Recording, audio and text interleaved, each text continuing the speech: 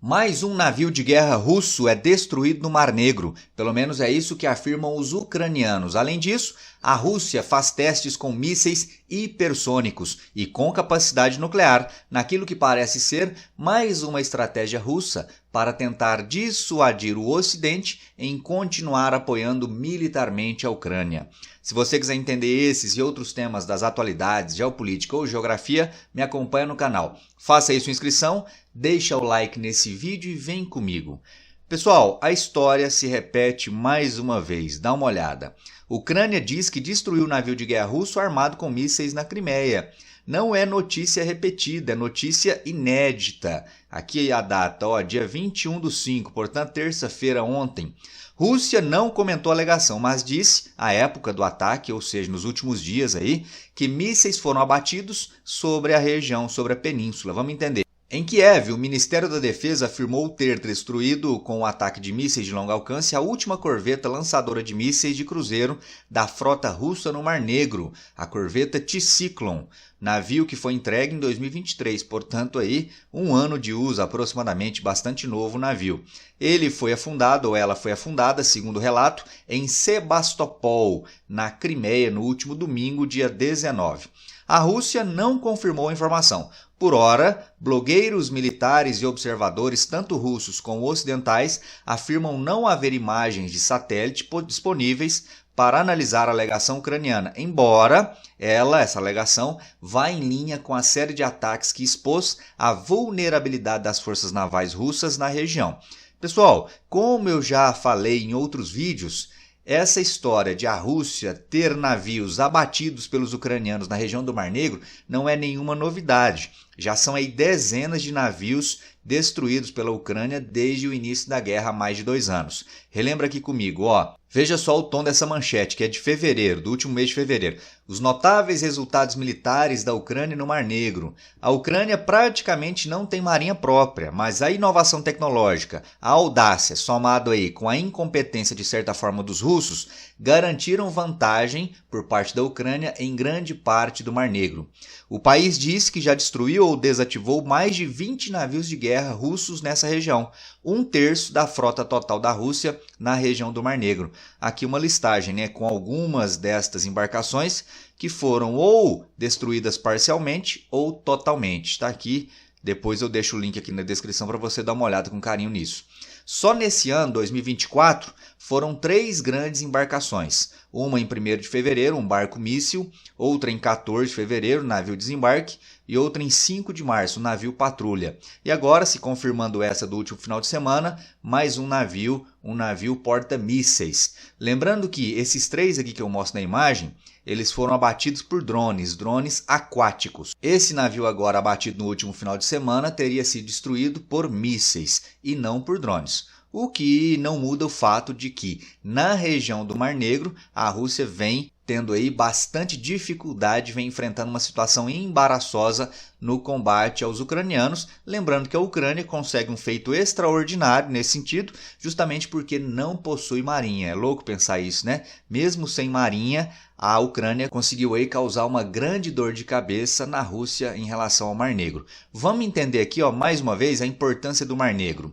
Repare que nesse mapa aparece aqui ao centro em destaque o Mar Negro, aqui a Crimeia, que é uma área controlada pela Rússia desde 2014, e aí desde que a guerra começou, a Rússia passou a controlar basicamente aqui toda a região leste e sudeste da Ucrânia. Isso garantiu à Rússia, portanto, o controle praticamente total aqui, sobre essa área do Mar Negro, uma parte considerável do Mar Negro, somando-se também ao Mar de Azov.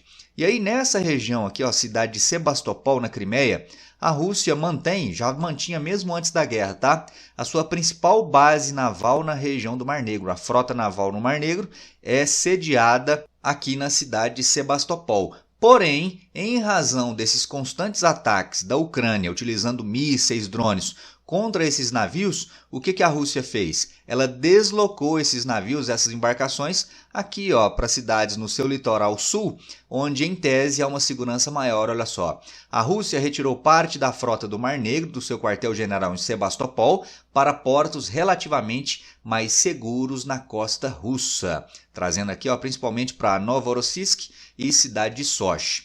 E aí, olha só, a Ucrânia, justamente por ter conseguido aí abater muitos desses navios russos, a Ucrânia manteve o controle não apenas sobre a sua principal cidade portuária, que é Odessa, como também, por consequência disso, manteve o controle sobre o litoral imediato a Odessa.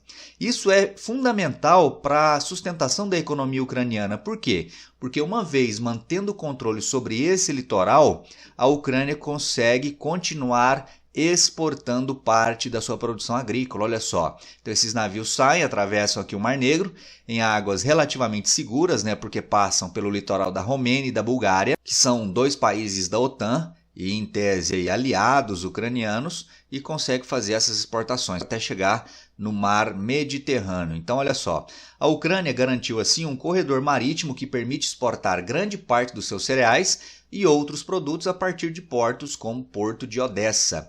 Uma vantagem econômica numa altura em que a economia foi atingida pelo conflito. Então está aí a importância fundamental de a Ucrânia conseguir manter o controle sobre esse litoral aqui, pelo menos. Então, pessoal, na região do Mar Negro, o que a gente pode afirmar? Que a Rússia não teve tanto sucesso assim. Com certeza, um dos objetivos da Rússia era dominar por completo o litoral ucraniano, incluindo a cidade de Odessa, porque assim ela conseguiria, a Rússia, estrangular ainda mais a economia ucraniana, só que não foi capaz disso. E repito, isso, sob certo aspecto, acaba sendo incrível, porque a Ucrânia conseguiu proteger essa parte do seu litoral mesmo sem contar com uma marinha poderosa, utilizando basicamente drones e mísseis. Então isso aí é algo louvável. Por outro lado, isso não quer dizer que a Ucrânia tenha, de uma maneira geral na guerra, uma situação vantajosa. Olha só, a situação no Mar Negro, que é uma situação sob certo aspecto de vantagem para a Ucrânia, por si só, olha o texto, não levará, por si só, a Ucrânia a uma vitória militar no conflito. Mas, importante lembrar, que esses resultados navais dão à Ucrânia uma posição de negociação um pouco melhor, ou talvez um pouco menos ruim, se em algum momento houver negociações de paz com a Rússia.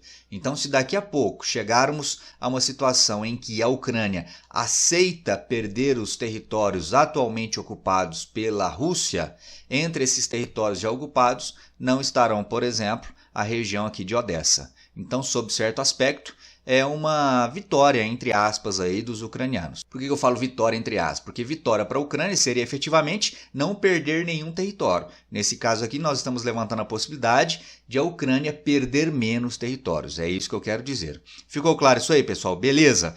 Além disso, importante destacar também a notícia aqui da última terça-feira, de que a Rússia estreou mísseis hipersônicos em exercício militar.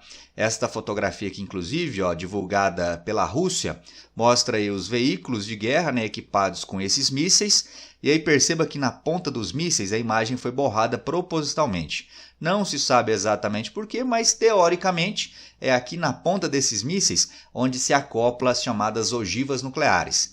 Não necessariamente o míssil transporta apenas ogiva nuclear, ele pode transportar também uma ogiva tradicional. E aí o intuito da Rússia é justamente deixar aquela duvidazinha, né? Será que a Rússia testou realmente mísseis equipados ali no momento com ogivas nucleares? É provável que não, é provável que tenha sido colocado ali talvez um simulacro de uma ogiva nuclear só para que o teste pudesse ser ali o mais próximo do real possível, de uma situação real de guerra possível.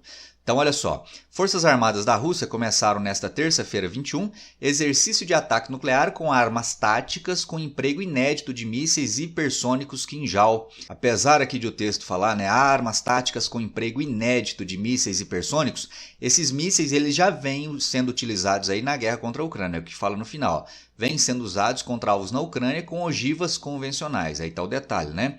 Apesar de eles serem usados na guerra contra a Ucrânia, o uso desses mísseis contra a Ucrânia se dá apenas com as chamadas bombas convencionais e não com bombas nucleares, que teria sido o intuito desse teste, verificar o comportamento dos mísseis com essas armas, com essas bombas nucleares. Continua, A manobra, disse o Ministério da Defesa russo, é uma resposta visando proteger a integridade e soberania do Estado russo em resposta às declarações e ameaças provocativas feitas por certas autoridades ocidentais. Então fica claro aí o intuito dos russos, que é mostrar justamente para os países da OTAN, para os países ocidentais, que tem armas superpoderosas, inclusive com capacidade de transportar bombas nucleares. Beleza, beleza? É uma forma aí de dissuadir ou desincentivar os países ocidentais a ampliar ainda mais o apoio militar que vem dando à Ucrânia. É aquela velha ameaça de guerra nuclear. Vamos acompanhando aí para ver o desenrolar de tudo isso. E aí, para finalizar, comento também sobre o anúncio feito ontem, terça-feira, pelos governos de Espanha, Irlanda e Noruega, de que irão, ao final deste mês de maio, já estamos aí caminhando para o fim, né? Vão reconhecer a Palestina como Estado. Isso, logicamente, gera aí muitas emoções mundo afora, né? Os países, esses três, esperam que outras nações façam o mesmo, em meio à guerra entre Israel e Hamas na faixa de Gaza, que minou a perspectiva de uma solução de 2 estados na região. Aproximadamente 144 dos 193 Estados-membros da ONU reconhecem a Palestina como Estado, incluindo Rússia, China e Índia. Porém, apenas uma parte dos 27 membros da União Europeia o fizeram até agora. Então, pouquíssimos países da União Europeia reconhecem a Palestina como sendo Estado. E agora esse passo importante dado aí por Espanha, Irlanda e Noruega pode até servir de estímulo para que outros países da União Europeia façam o mesmo. Lembrando que Estados Unidos da América também não reconhecem a Palestina como Estado. O Brasil, por outro lado, reconhece, da mesma forma que, como diz o texto aqui, outros mais de 140 países também o reconhecem assim, a Palestina como sendo um Estado. Lembrando que a Palestina, apesar de ser reconhecida por muitos como Estado, não exerce soberania por completo em relação a territórios, né? Apesar de existirem os territórios originalmente destinados à Palestina, não há o exercício soberano do controle das fronteiras de territórios efetivamente palestinos, porque tudo está meio dividido lá com Israel. Entre esses territórios, você se lembra, está, por exemplo, a faixa de Gaza, que não é o único, há outros ali onde hoje Israel controla. E aí, logicamente, dá uma olhada. À medida, esse anúncio feito aí por esses 3 países europeus foi rapidamente retaliado por Israel, que chamou seus embaixadores nos respectivos países para consultas e afirmou que repreenderia os representantes das 3 nações. Mas aí quero saber a sua opinião. Você acha que a maioria dos países do mundo estão corretos, incluindo agora Espanha, Irlanda e Noruega, em reconhecerem a Palestina como sendo Estado? Ou não, estão errados e a Palestina não deveria ser assim reconhecida? Deixa aí para mim sua opinião nos comentários. Se gostou do vídeo, deixa o like. Se não gostou, deixa o dislike. E considere também apoiar financeiramente o canal, caso goste do meu trabalho. Dados da minha chave Pix aqui na descrição deste vídeo. Valeu, meu povo. Te espero no próximo. Um forte abraço e até lá. Valeu!